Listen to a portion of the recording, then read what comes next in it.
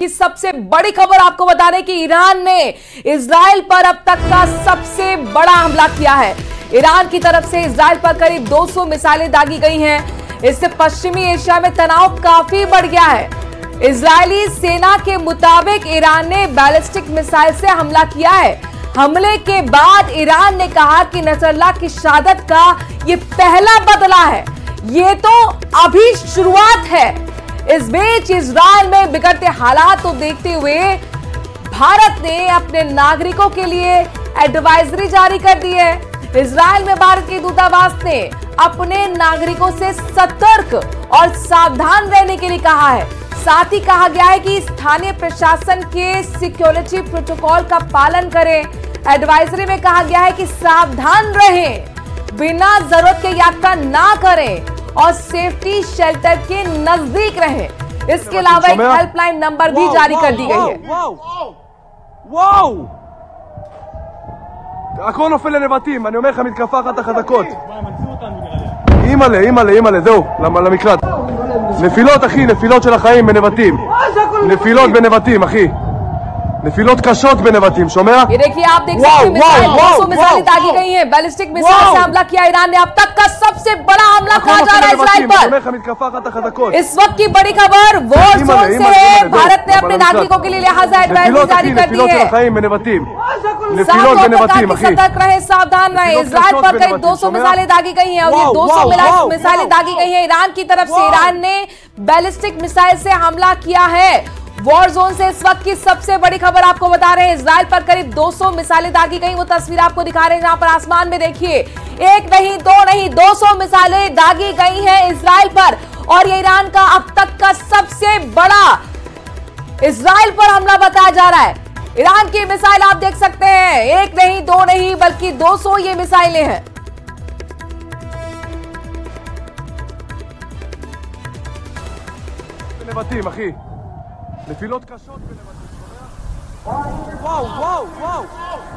और देर रात इजराइल पर हुए हमले से जुड़ी 8 तस्वीरें हम आपको दिखा रहे हैं। ईरान की तरफ से तेल अवीव पर एक के बाद एक मिसाइलों की बौछार से वहां पर हड़कंप मच गया। पूरे इजराइल में हवाई हमले का सायरन बजने लगा। इजरायली नागरिकों को शेल्टर होम में शिफ्ट किया गया है। ईरान के मिसाइल अटैक में कई इमारतें और स्कूलों को भी नुकसान पहुंचा है। इजरायली सेना के मुताबिक इस हमले में कुछ लोग भी घायल हुए। 8 तस्वीरें आपको दिखा रहे हैं अब तक के सबसे बड़े हमले की। इजराइल पर यह हमला, ईरान ने अब तक का सबसे बड़ा हमला किया। 200 मिसाइलें दागी एक के बाद एक और इसके बाद हड़कंप मच गया। शेल्टर होम में इजरायली लोगों को शिफ्ट किया गया है।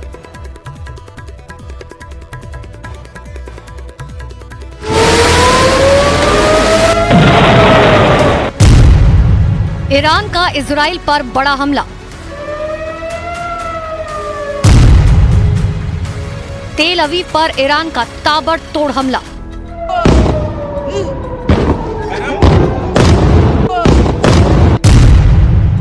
ईरान ने तेल अवीव पर आसमान से बरसाए बारूद। ईरान ने इजराइल पर करीबन 200 मिसाइलों से हमला किया। आसमान से एक के बाद एक ईरान की मिसाइलें इजराइल की धरती पर बारूद बरसाती रही और रात के अंधेरे में वहां तेज धमाके होते रहे।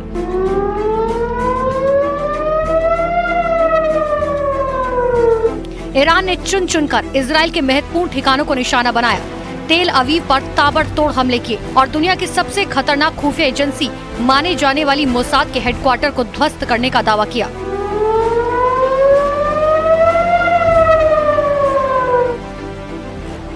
ईरान का यह भी दावा है कि उसने इजराइल के परमाणु रिएक्टर को निशाना बनाने की कोशिश की। ईरान ने इजराइल पर इतनी मिसाइलें बरसाई जिसके बारे में कभी किसी ने सोचा नहीं होगा। इजराइल पर हुए हमले के बाद प्रधानमंत्री नेतन्याहू की प्रतिक्रिया सामने आई। उन्होंने ईरान को सख्त चेतावनी दी। התמיכתה במאמץ ההגנה שלנו. איראן עשתה הערב טעות גדולה, והיא תשלם על כך. המשטר באיראן לא מבין את נחישותנו להגן על עצמנו, ואת נחישותנו לגמול לאויבינו. סינואר ודף לא הבינו זאת, נסראללה ומוחסן לא הבינו זאת. नेतन्याहू ने अपने इरादे जाहिर कर दिए, यानी साफ है कि हमले का बदला लेने के लिए इजराइल भी ईरान पर बड़ा हमला करेगा। इजराइल की सेना ने भी साफ कर दिया कि हमला कहां होगा, इसका फैसला इजराइल करेगा। एक दिन पहले इजराइल के प्रधानमंत्री बेंयामिन नेतन्याहू ने ईरान की जनता को संबोधित किया था। इस दौरान उन्होंने ईरान के शासन की आलोचना की थी। उन्होंने ईरान को चेतावनी देते हुए कहा था कि इजराइल अपने देश और अपने लोगों की रक्षा के लिए कहीं भी जा सकता है। There is nowhere in the Middle East Israel cannot reach. There is nowhere we will not go to protect our people and protect our country. With every passing moment, the regime is bringing you, the noble Persian people, closer to the abyss. The vast majority of Iranians know their regime doesn't care a whit about them. If it did care, if it cared about you, it would stop wasting billions of dollars on futile wars across the Middle East. It would start improving your lives. और Netanyahu के संबोधन के 24 घंटे पूरा होते ही Iran ने Israel पर मिसाइलों की बरसात कर दी, जिसके बाद पूरे इजराइल में हवाई हमले के सायरन बजने लगे,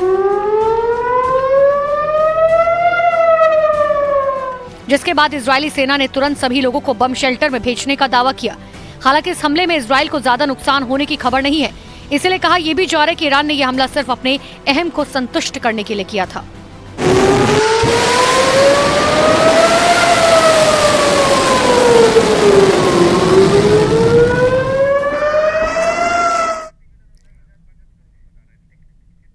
ईरान इजरायल युद्ध पर बाइडेन का भी बयान सामने आ गया है। कहा है कि इजरायल के साथ खड़ी है अमेरिकी सेना, अमेरिका खड़ा हुआ है इजरायल के साथ। ईरान के हमले के बाद अमेरिकी वॉर रूम में बड़ी बैठक भी हुई।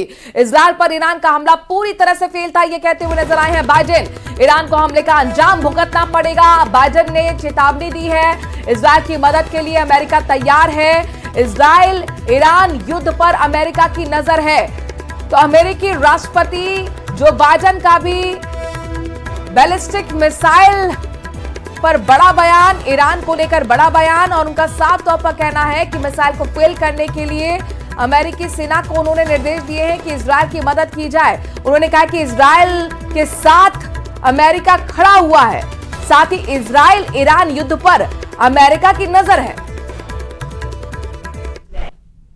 The United States military actively supported the defense of Israel, and we're still assessing the impact. But based on what we know now, the attack appears to have been defeated and ineffective. And this is testament to Israeli military capability and the U.S. military. It's also a testament to intensive planning between the United States and Israel to anticipate and defend against the brazen attack we expected. Make no mistake, the United States is fully supportive of Israel. और इस वक्त की बहुत बड़ी खबर है, Iran ने एक बार फिर इजरायल पर हमले की धमकी दे दी है। ईरान ने कहा है कि इजरायल पर अभी जो हमला हुआ वो ट्रेलर है, हम इससे भी बड़ा हमला करेंगे। बड़ी खबर वॉर जोन से आ रही है। आपने देखा किस तरह से बैलिस्टिक मिसाइल कल रात पर दागी गई थी, रात को इजरायल पर ही दागी गई। तस्वीर आपके सामने है, 200 मिसाइलें दागी गई, वहां पर हड़कंप मच गया। वहां पर बम शेल्टर जो बनाए गए हैं वहां पर ईरानी लोगों को शिफ्ट किया गया है। अब इसके बाद ईरान ने कहा है कि ये तो ट्रेलर है, ये तो शुरुआत है, नसरुल्लाह का बदला हमने लिया है। और इसके बाद उन्होंने धमकी दी, यानी कि ईरान ने धमकी दी है इजरायल को लेकर कि ये ट्रेलर था, हम इससे भी बड़ा हमला करेंगे। यानी कुल मिलाकर ईरान अब चुप नहीं बैठने वाला है और वो साफ तौर पर कह रहा है कि ये जो आपने देखा 200 मिसाइलें जो दागी गई, जो बैलिस्टिक मिसाइलें दागी गई हैं इजरायल पर, ये तो शुरुआत है, ये ट्रेलर है, इससे भी बड़ा हमला हम करेंगे। ये साफ तौर पर खुले शब्दों में चेतावनी ईरान ने इजरायल को दे दी है।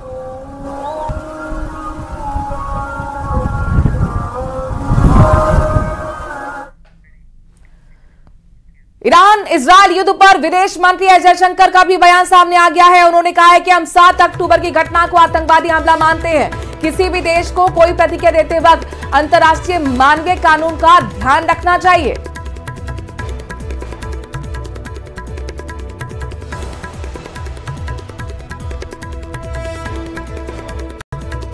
We understand that Israel had a need to respond, but we also believe that any response by any country has to take into account international humanitarian law, that it must be careful about any damage or any implications for civilian populations, and that given what has happened in Gaza, it is important to have some kind of international humanitarian effort out there. And we are very much concerned at the possibility of a broadening of the conflict, not just what happened in Lebanon, but also, I referred earlier to the Houthis and the Red Sea. And, to some extent, anything that happens between Iran and Israel. स्वच्छ Bharat mission के 10 साल पूरे होने के मौके पर प्रधानमंत्री नरेंद्र मोदी आज दिल्ली में स्वच्छ भारत दिवस 2024 कार्यक्रम में भाग लेंगे। प्रधानमंत्री इस मौके पर 9,600 करोड़ रुपए से ज्यादा की लागत वाली कई स्वच्छता और सफाई परियोजना का शुभारंभ करेंगे, शिलान्यास करेंगे। इनमें अमृत और अमृत 2.0, राष्ट्रीय स्वच्छ गंगा मिशन और गोवर्धन योजना के तहत परियोजनाएं शामिल होंगी। 155वीं गांधी जयंती के मौके पर सुबह करीब 10 बजे नई दिल्ली में विज्ञान भवन में स्वच्छ भारत दिवस कार्यक्रम में प्रधानमंत्री मोदी भाग लेंगे। बड़ी खबर हनुमानगढ़ से आई है। यहां पर हनुमानगढ़ रेलवे जंक्शन समेत कई रेलवे स्टेशन को बम से उड़ाने की धमकी दी गई है। स्टेशन अधीक्षक का कहना है कि एक अज्ञात शख्स उन्हें चिट्ठी सौंपकर चला गया। चिट्ठी पढ़ने पर पता चला कि इसमें स्टेशन को बम से उड़ाने की धमकी लिखी हुई है। पत्र में आतंकी संगठन जैश-ए-मोहम्मद का भी जिक्र किया गया है। इस पत्र के सामने आने के बाद से ही हड़कंप मचा हुआ है। बीएसएफ, जीआरपी, आरपीएफ और जंक्शन पुलिस ने स्टेशन की तलाशी भी ली है। जीआरपी ने अज्ञात युवक के खिलाफ केस दर्ज कर तलाशी अभियान को तेज कर दिया है।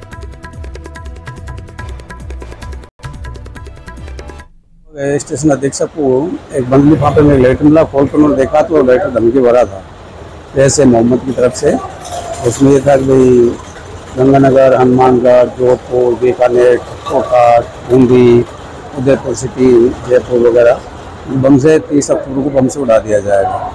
इस प्रकार के धमकी भरा पत्र का सूचना मिली। सूचना है तो उस पर हम पूरी टीम के साथ यहाँ जो स्टेशन हनुमान जंक्शन में खुद ऑफिस है और मेरे जो डीएसपी शाखा वाले जितने भी थे वो सब आए और जीआरपी और जो देश के ऐसे दो व्यक्तित्व महात्मा गांधी जी और लाल बहादुर शास्त्री। मैं कह सकता हूं कि इस राष्ट्र के लिए, देश के लिए दोनों का योगदान जिस तरह से रहा है, जो महात्मा गांधी जी ने जो रास्ता दिखाया था और जिन उनके पदचिन्हों पर देश हमारा आगे बढ़ रहा है, उनके जो सिद्धांत जिस तरह से देश नहीं दुनिया में महात्मा गांधी जी के पदचिन्हों पर चल रहे हैं, मैं उन्हें कोटि कोटि नमन करता हूं। उन्होंने देश की आज़ादी से लेकर के एक देश को नई दिशा देने का काम किया है। मैं उनको कोटि कोटि नमन करता हूं। आराम से हो जाओ। तस्वीरें लाइव दिखा रहे हैं जहां पर मुख्यमंत्री बजरंग शर्मा ने कुछ ही देर पहले महात्मा गांधी की प्रतिमा पर माल्यार्पण किया और ये तमाम कैबिनेट मिनिस्टर्स भी उनके साथ हैं, बीजेपी के वरिष्ठ नेता उनके साथ हैं। नमन करते हुए मुख्यमंत्री ने कहा कि देश ही नहीं विदेश में भी बापू के सिद्धांतों को आज भी लोग याद करते हैं। आज उनके सिद्धांत आज भी प्रासंगिक हैं। खबरों में आगे बढ़ते हुए खेलडी का रुख कर रहे हैं। यहाँ पर 1 करोड़ 19 लाख रुपए की लागत के मिल्क पाउडर चोरी के मामले में पुलिस ने एक और आरोपी को गिरफ्तार कर लिया है। इस मामले में एक आरोपी पहले ही गिरफ्तार हो चुका है। दरअसल 11 सितंबर को यह मामला दर्ज हुआ था। तमिलनाडु से हापुड़ के लिए ट्रक के माल भेजा गया और जो खेड़ली के पास माल खुदबुर्द हो गया था। आरोपी को गिरफ्तार कर करीब 50 लाख का माल बरामद कर लिया गया।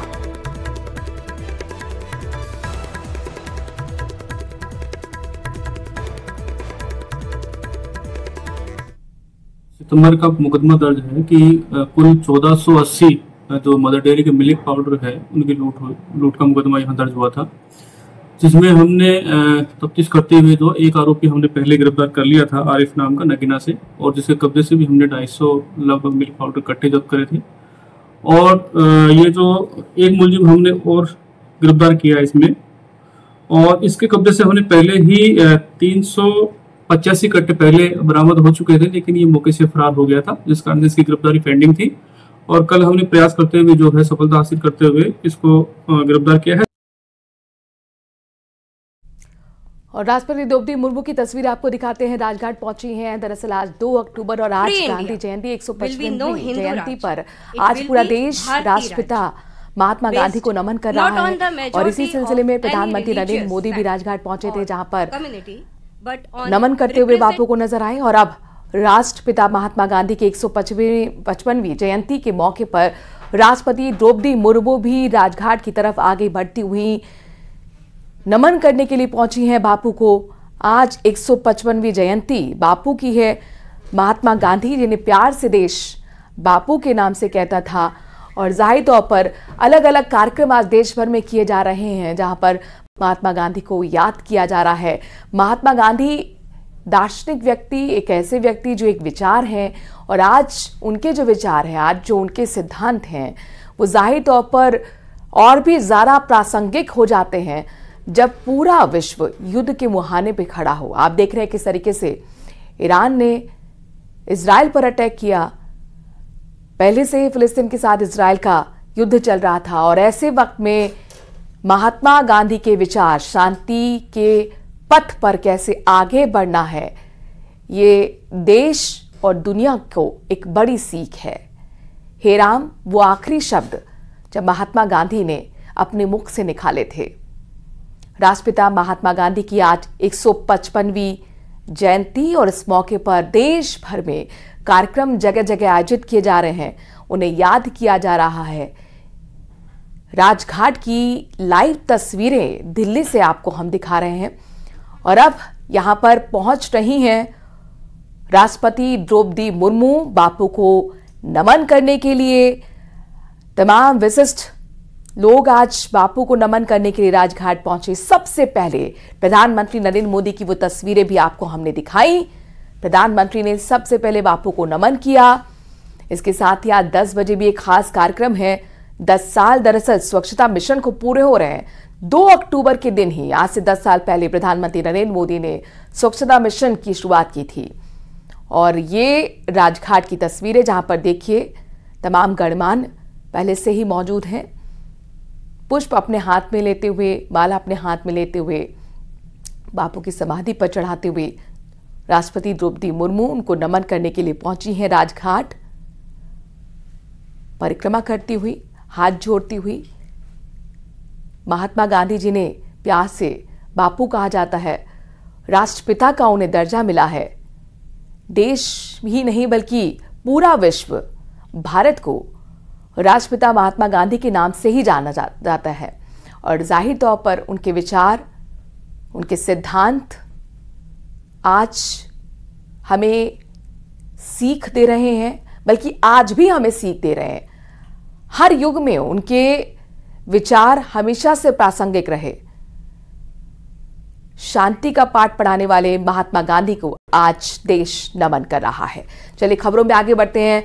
अलवर का रुख कर रहे हैं, जहां पर रामगढ़ पुलिस ने एक आरोपी को 40 लीटर अवैध हथकढ़ शराब के साथ गिरफ्तार किया।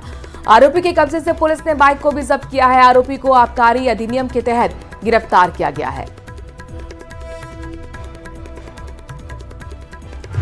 श्रीमान पुलिस अधीक्षक महोदय अलवर संजीव जी नैन साहब के आदेशानुसार मादक पदार्थों की रोकथाम, उन पर प्रभावी कार्रवाई करने हेतु निर्देश प्राप्त हुए थे, जिसकी पालना में थाना जा द्वारा 40 लीटर हथकढ़ शराब सहित अभियुक्त राजेंद्र सिंह को गिरफ्तार किया गया है। उदयपुर से बड़ी खबर आ रही है। आदमखोर लेपर्ड का सर्च ऑपरेशन लगातार जारी है। रात के पिंजरे में, आपको बता दें कि रात के अंधेरे में पिंजरे के पास शूटर बैठे रहे। सेना के जवानों ने भी रात भर निगरानी की, गश्त की। देर रात नाले के पास लेपर्ड की मूवमेंट दिखी है। उदयपुर, राजसमंद, जोधपुर और रणथंभौर वन विभाग की टीम मौजूद है। 7 लोगों का अब तक 12 दिन के अंदर आदमखोर लेपर्ड शिकार कर चुका है। लोग दहशत में हैं, लेकिन आदमखोर लेपर्ड अब तक नहीं पकड़ा गया। तैयारियां देखिए, वहां पर कई वन विभाग की टीम यहां पर पहुंची हुई है। उदयपुर, राजसमंद और जोधपुर। कब खत्म खत्म होगा आदमखोर तेंदुए का आतंक। एक के बाद एक लोगों को बना रहा शिकार। गोगुंदा में अब तक आदमखोर के 7 शिकार। उदयपुर के गोगुंदा इलाके में आदमखोर तेंदुए का खौफ बढ़ता ही जा रहा है। हालांकि वन विभाग अब तक 4 तेंदुओं को पकड़ चुका है, लेकिन ये सवाल अब भी बना हुआ है कि लोगों को शिकार बनाने वाला खूंखार तेंदुआ कहाँ है और वो अब किसे अगला शिकार बनाने जा रहा है। सोमवार को जहां गोगुंदा के राठौड़ों का गुड़ा में एक पुजारी तेंदुए ने शिकार बनाया है, तो वहीं मंगलवार सुबह कमला कुंवर नाम की महिला पर घर के अंदर उस वक्त हमला किया गया जब वो पशुओं को चारा डाल रही थी। इसी बीच घात लगाए बैठे पैंथर ने उस पर हमला बोल दिया। वो महिला का शव लेकर जंगल की तरफ भागने वाला था, लेकिन लोगों का शोर सुनकर वो भाग गया। गांव वाले दहशत में हैं और पैंथर शिकार पर है। इस बीच उसने एक बार फिर राठौड़ों के गुड़ा में एक बाइक सवार पर हमला किया। युवक के चिल्लाने पर आसपास के लोगों के अलावा वन विभाग और पुलिस के आला अधिकारी मौके पर पहुंचे। 2 शूटर के साथ पूरे इलाके को खंगाला गया, लेकिन पैंथर का पता नहीं चला। वन विभाग पूरी शिद्दत के साथ आदमखोर तेंदुए की तलाश में जुटा है। 4 तेंदुए को पकड़ा भी जा चुका है, जिनमें से 3 तेंदुए को नरभक्षी बताया जा रहा है। ऐसे में अब सवाल ये कि जब 3 नरभक्षी पकड़े जा चुके हैं तो फिर शिकार कौन सा पैंथर कर रहा है। केलवो का गुड़ा गांव है। इस ओर आज सुबह एक घर के अंदर आंगन में काम कर रही महिला पर लेपर्ड ने हमला बोला, झपट्टा मारा और उसकी मौके पर ही मौत हो गई। आप देखिए, पुलिस की टीम जो है आसपास के चप्पे चप्पे पर तैनात है, लगातार गश्त की जा रही है और ग्रामीणों में भी एक तरह का डर का माहौल है। कुछ ग्रामीण, उनसे हम बात करेंगे किस तरह से घटनाक्रम हुआ है यहाँ पे पिछले 2 दिनों में। सर ये तो ये लोगों के ऊपर गिर रहा है, शेरन खा रहा है लोगों को। यहाँ पे भी उसको मार दिया, महिला को। तो छीतरे के लिए बैठे हैं, छीतरा पकड़ में आवे उसको एनकाउंटर हो तभी जाते काम चलते। को नजर आया है क्या? वो अभी टीम ने वो आपने देखा है, लेकिन हाथ में निकल के चला गया टीम के हाथ से, तो क्या मतलब है। हम तो मजार रहते हैं, हम सुरक्षा क्या कर रहे हैं, बाहर निकल रहे जा रहे हैं, और तो हमारे पास में क्या बंदूक है, पिस्तौल है, कुछ नहीं है हमारे पास में। सभी लोग झुंड में बैठे हुए रहते हैं।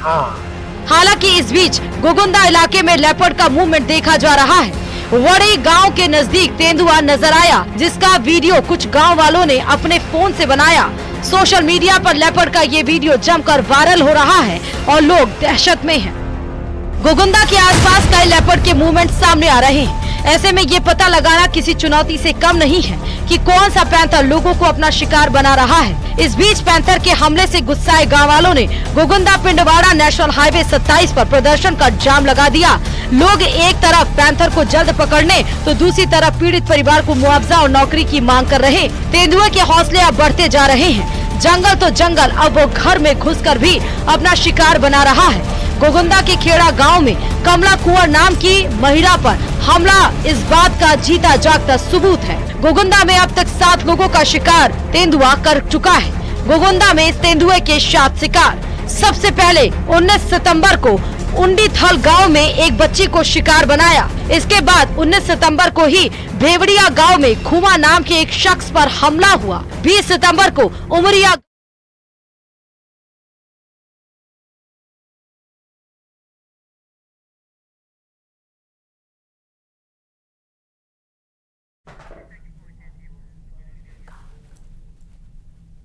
गांधी सर्किल की तस्वीरें आपके सामने हैं। जयपुर से लाइव तस्वीरें आपको दिखा रहे हैं।